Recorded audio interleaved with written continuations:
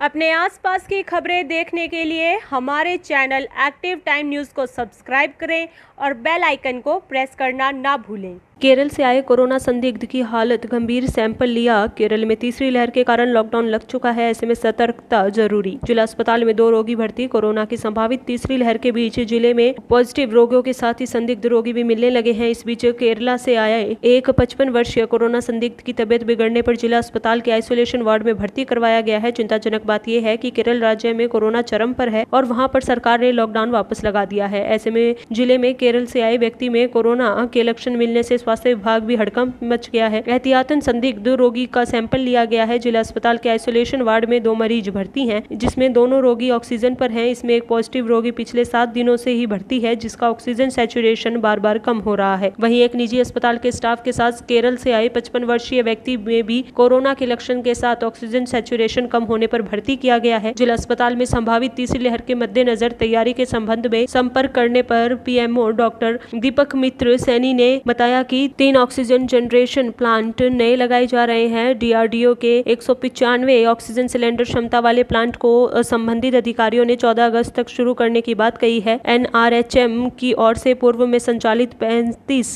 Cylinder oxygen cylinder वाले plant की क्षमता बढ़ाकर 100 किए जाने के लिए 65 सिलेंडर क्षमता का प्लांट भी अगस्त माह में शुरू होगा। वहीं संभावित तीसरी लहर के मद्देनजर पीडियाट्रिक वार्ड एवं पुराने एमटीसी में ऑक्सीजन व्यवस्था के तहत नए आउटलेट के उपकरण दिल्ली से मंगवाए गए हैं।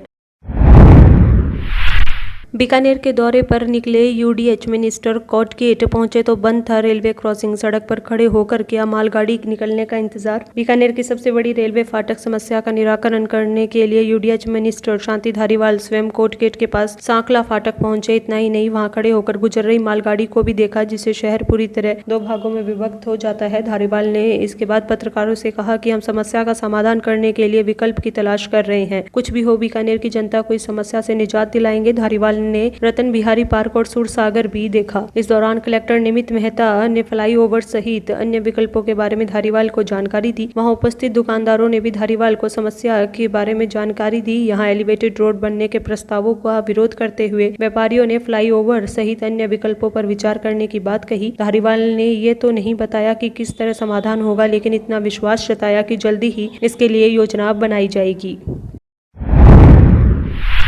बीकानेर में कोरोना, शहर में फिर मिल रहे संक्रमित। सुबह की रिपोर्ट में कीर्ति स्तंभ और मिलिट्री एरिया में कोरोना पॉजिटिव मिले, एक्टिव केस में हुई बढ़ोतरी। बीकानेर में कोरोना खत्म होते होते फिर सामने आ जाता है। शनिवार सुबह की रिपोर्ट में बीकानेर में 2 पॉजिटिव मिले हैं और दोनों बीकानेर शहरी क्षेत्र से हैं। इसी के साथ एक्टिव की संख्या एक बार फिर बढ़ोतरी हो गई है। सरदार पटेल मेडिकल कॉलेज की ओर से शनिवार सुबह जारी रिपोर्ट में कीर्ति स्तंभ के पास रहने वाले 48 वर्षीय पुरुष पॉजिटिव मिले हैं, जबकि मिलिट्री एरिया में भी एक युवती पॉजिटिव है। करीब 550 सैंपल की रिपोर्ट में महज 2 पॉजिटिव राहत की बात है, लेकिन पिछले कुछ दिनों से लगातार 0 रोगी आने के बीच अचानक से 1-2 रोगी सामने आ रहे हैं। फोर्ट डिस्पेंसरी में शुक्रवार को 2 केस की जांच हुई, जिसमें 1 पॉजिटिव मिला। इसके अलावा मिलिट्री हॉस्पिटल में 5 टेस्ट हुए, जिसमें 1 पॉजिटिव मिला। लालगढ़, नोखा, सिटी डिस्पेंसरी संख्या 7, गजनेर, मोमा, सरुदासर, तोलिया, सर्वश्री, डूंगरगढ़ में किए गए सभी टेस्ट भी नेगेटिव रहे।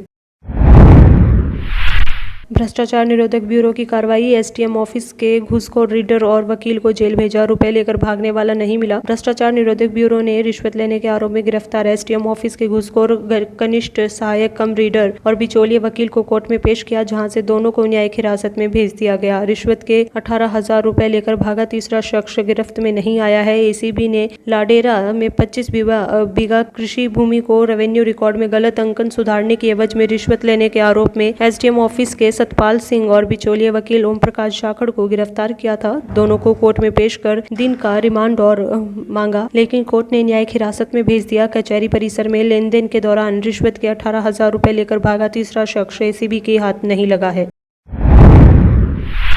आरपीवीटी चौथी बार बढ़ाई तिथि। 10 अगस्त तक आवेदन, परीक्षा 19 सितंबर को। वेटनरी विश्वविद्यालय ने राजस्थान प्री वेटनरी टेस्ट के आवेदन की तिथि चौथी बार बढ़ाई है। पहले 31 जुलाई तक अंतिम तिथि थी, जो अब 10 अगस्त तक बढ़ाई गई है। इसके साथ विलम्ब शुल्क के साथ आवेदन 7 अगस्त जगह 17 अगस्त तक भरे जा सकते हैं। आरपीवीटी की परीक्षा पहले 8 अगस्त को प्रस्तावित थी, लेकिन अब 17 अगस्त तक आवेदन लेने के कारण परीक्षा की तिथि 8 अगस्त की जगह 19 सितंबर निर्धारित की गई है। आरपीवीटी कन्वीनर हेमंत धादीज ने बताया कि अभ्यर्थी अन्य जानकारी विश्वविद्यालय की वेबसाइट पर ले सकते हैं।